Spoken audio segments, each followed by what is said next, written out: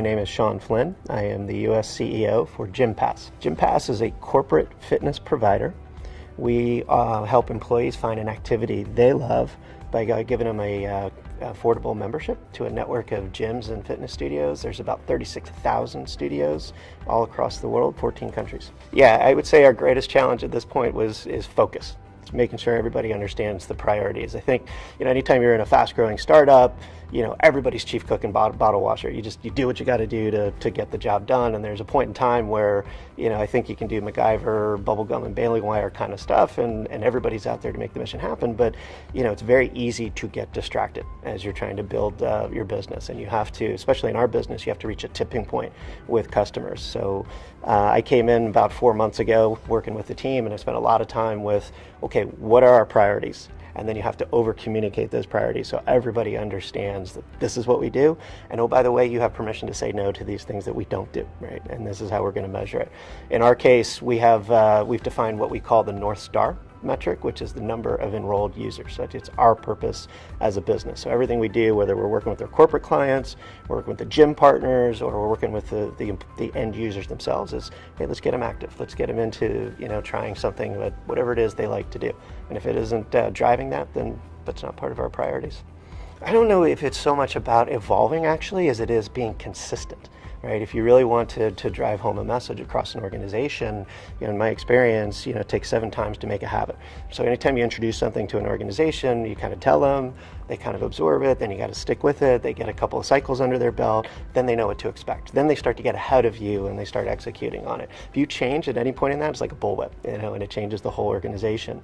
So I don't know if it's so much about evolving as like, guys, this is what we care about, this is what we're going to do, this is what we're going to measure, and you get the organization going that way. And it's working when people start to repeat it back to you. Like, Sean, this is what we do. Okay.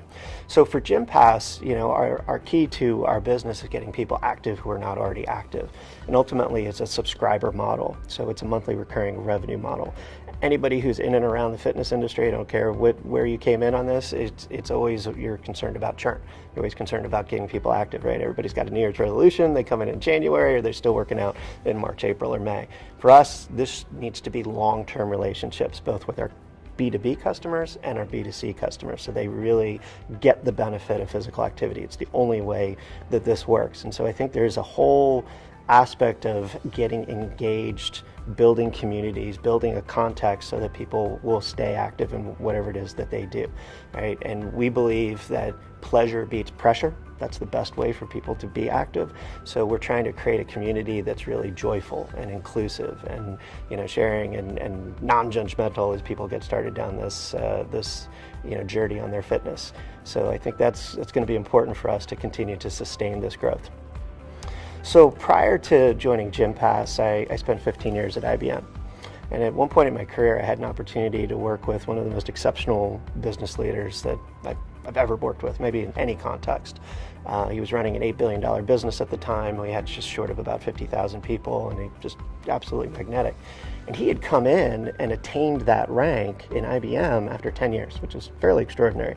And I asked him once, hey, what was your secret? How did you get to this point so quickly? And he said, there are certain things in life that the harder you try to grab them, the more elusive they become. It's like money, career, love. You can't grab them. They'll become elusive. You have to earn them. And that the combination that works in your career is do a good job where you're at and tell people what you want. And you have to do both. Right? If all you ever do is do a good job where you're at and you don't tell people what you want, people think you're happy, and then you'll be there. And if all you ever do is tell people what you want, don't perform, well, guess what, right? Now you're campaigning, and people won't like that either. So it's the combination of both that will open up doors for you in your career.